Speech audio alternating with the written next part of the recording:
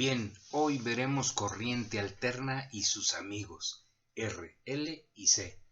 Es realmente un ejercicio.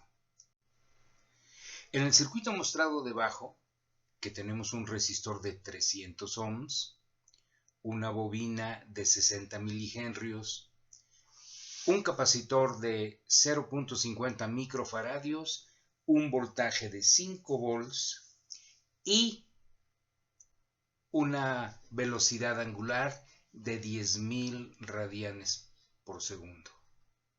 Lo que tenemos que hacer es encontrar las reactancias XL y XC, encontrar la impedancia Z, la amplitud de la corriente, el ángulo de fase, la amplitud del voltaje de cada elemento y la potencia reactiva total. Una vez resuelto, debemos simularlo. Empezamos con la solución. Hay que recordar que XL es igual a omega L. Omega es la frecuencia o la velocidad angular. La reactancia capacitiva es igual a 1 sobre omega C. La impedancia, la impedancia total es la raíz cuadrada del resistor al cuadrado más las dos reactancias al cuadrado, como lo estamos viendo aquí adelante. Esto es para las reactancias y las impedancias. Se aplican las ecuaciones anteriores para conocer reactancias e impedancia. Se determina la amplitud de la corriente usando voltaje es igual a la corriente por la impedancia. Se calcula el ángulo de fase con tangente de phi es igual a la división de la XL menos la XC. Esto sobre la resistencia. Con la tabla de elementos con corriente alterna que veremos más adelante, conoceremos los voltajes de cada elemento. Bueno, las operaciones, las reactancias. La reactancia inductiva es igual entonces a 600 ohms. La reactancia capacitiva es 200 ohms. La impedancia finalmente resulta ser de 500 ohms. Ese es el circuito que hemos implementado. El generador nos entrega una señal de 1.6 kHz a 10 volts pico, le habíamos pedido 5 volts pico solamente. Y bueno, aquí lo que estamos viendo es que nos entrega 6.88 miliamperes. ¿De acuerdo?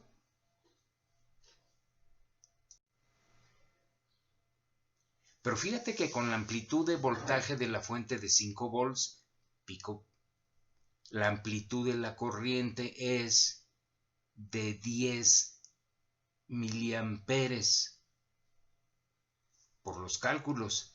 Y la medición de Proteus dice que son 6.88 miliamperes. ¿Cómo está eso? La corriente que hemos obtenido por cálculos es de 10 miliamperes. Sin embargo, la medición que hace el Proteus es de 6.88 miliamperes. Bueno, hay que recordar que la corriente que siempre nos van a entregar los medidores es RMS o raíz cuadrática media. Esos son 6.88 miliamperes. La corriente pico va a ser la corriente RMS por raíz de 2 o por 2 a la menos 2, que es lo mismo. Y esto nos da 9.73 miliamperes, lo cual se parece mucho a los 10 miliamperes. Para nosotros se considera buen resultado porque la frecuencia inyectada fue de 1.6 kHz y debería de ser de 1.59 y cacho, por ser la omega o la velocidad angular de 10.000 radianes por segundo. Sin embargo, quisimos hacerlo más exacto. Entonces utilizamos un generador en el cual podemos modificar algunos de sus parámetros y pusimos la frecuencia en el valor real que habíamos calculado.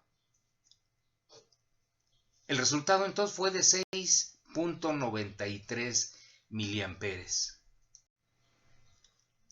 Vamos a ver entonces por qué la medición nos dio 6.93, volvemos a hacer las mismas operaciones y tenemos 9.80 miliamperes como corriente pico. Lo mismo, se considera como resultado aceptable. Ahora la señal inyectada fue realmente la que nos habían dicho. 10.000 radianes por segundo es la velocidad angular que utilizamos. Sin embargo, lo tomamos como un buen resultado. Vamos a recordar cómo convertir grados a radianes o al revés. Bueno, aquí tenemos una forma o una fórmula que nos permite conocer cómo calcular los grados a radianes, o podemos hacerlo al revés también.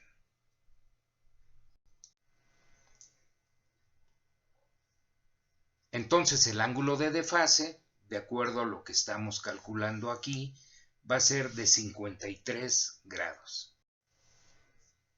Vamos a utilizar esta tabla para obtener el valor del ángulo.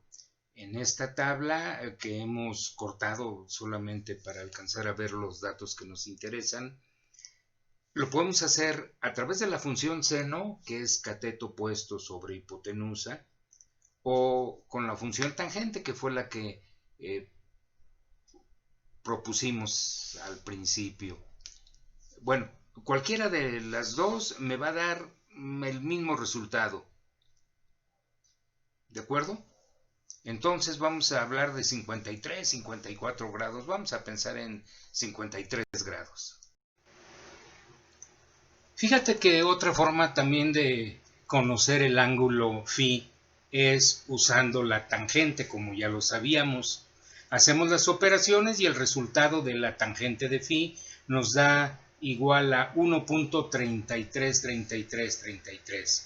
Si lo hacemos en la calculadora, sabemos que el ángulo phi es el arco tangente.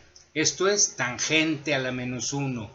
Si yo le pido tangente a la menos 1 de 1.33333, me da 53.13 y un montonal de números más. Quiere decir que estamos hablando entonces de 53.13 grados. Oye, vamos a ver, otra forma es hacerlo por el seno. Bueno, decíamos otra opción es hacerlo con el seno de phi. Es las inductancias sobre la impedancia. Y esto nos va a dar 0.8. Si yo pongo seno a la menos 1 de 0.8, me da exactamente el mismo resultado, 53.130. Bueno, ese es realmente el ángulo de desfasamiento. Nosotros vamos a usar 53 nada más. Hablábamos de la tabla de elementos de circuito con corriente alterna. Bueno, esta es la tabla, es muy sencilla, simplemente recordando cuál es la relación de amplitudes de los voltajes de cada uno de ellos, del resistor, del inductor, del capacitor, cuál es su cantidad de circuito realmente, cuál es su valor y cuál es la fase. Bueno, ahí podemos ver que el resistor está en fase con la corriente, la fase del voltaje está en fase, la fase del voltaje en el inductor se adelanta 90 grados a la corriente y en el caso del capacitor la fase del voltaje se atrasa 90 grados a la corriente. Entonces los voltajes en cada elemento son pues el voltaje en la resistencia o en el resistor va a ser la corriente por la resistencia, que es igual a 3 volts. El voltaje en la bobina va a ser igual a la corriente por su reactancia inductiva, que son 6 volts. y el voltaje en el capacitor va a ser igual a la corriente por su reactancia capacitiva, 2 volts. Esos son los voltajes en cada elemento. Oye, por favor dibuja los fasores de B e I. Ya los obtuviste. Continuamos.